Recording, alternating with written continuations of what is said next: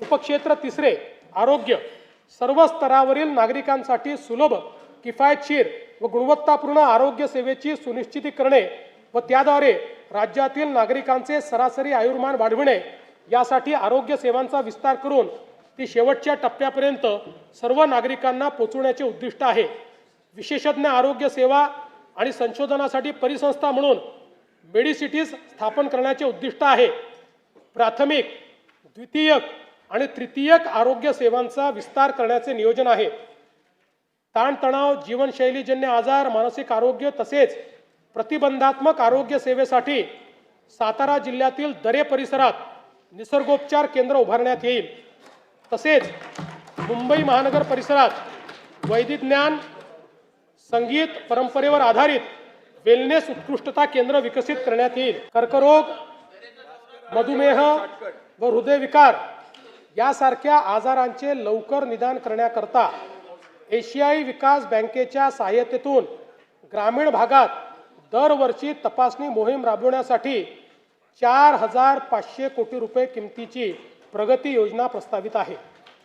राज्यातील 29 महानगरपालिका, 247 नगर परिषदा आणि 147 नगरपंचायतीमध्ये राष्ट्रीय आरोग्य कार्यक्रम व आरोग्य विभागाच्या सर्व गुणवत्तापूर्ण सुविधा देण्याकरता समन्वय साधणे व कामकाजाचे संनियंत्रण करण्यासाठी शहरी आरोग्य आयुक्तालयाची स्थापना करण्यास मान्यता देण्यात येत आहे।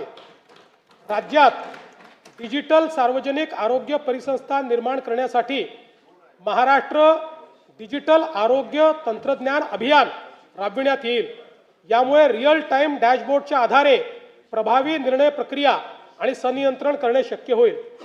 आयुष्यमान भारत प्रधानमंत्री जनारोग्य योजना व महात्मा फुले जनारोग्य योजनेअंतर्गत उपचार संख्येत 1,356 वरून 2,399 इतकी वाढ करण्यात आलेली आहे। जवळपास 1,000 आजार त्यात वाढवले आहेत। आणि अंगीकृत रुग्णालयाची संख्या 1,792 वरून 4,537 पर्यंत वाढवण्यात आली आहे।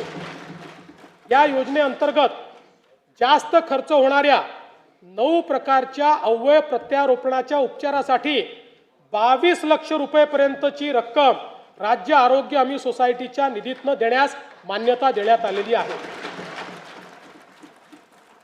22 लाख रुपयेपर्यंत राज्य सरकार देईल। सार्वजनिक आरोग्याच्या सर्वंकष उन्नतीसाठी एम्स व IIMच्या धर्तीवर उच्च गुणवत्तेच्या प्रशिक्षण व संशोधनासाठी नागपूर येथे भारतीय सार्वजनिक आरोग्य संस्थेच्या सहकार्याने महाराष्ट्र सार्वजनिक आरोग्य संस्था स्थापन करण्यात येईल। राज्यात 35 शासकीय वैद्यकीय महाविद्यालय कार्यान्वित आहेत। त्यापैकी नव्याने मान्यता दिलेल्या 11 महाविद्यालयांची बांधकामे विविध टप्प्यावर आहे। स्वामी रामानंद तीर्थ ग्रामीण शासकीय वैद्यकीय महाविद्यालय अंबाजोगाई या संस्थेच्या इमारतीच्या एकत्रीकरणाकरता बृहद आराखडा तयार करण्यात आला आहे। राज्यात विविध जिल्हा आरोग्य संस्थांची बळकटीकरणाची कामे सुरू असून त्यासाठी आवश्यक निधी उपलब्ध करून देण्यात येईल। बीड येथील जिल्हा रुग्णालयाच्या विस्तारीकरणासाठी 360 खाटांचे रुग्णालय बांधकाम, नर्सिंग कॉलेज व वसतिगृहाचे काम प्रस्तावित आहे।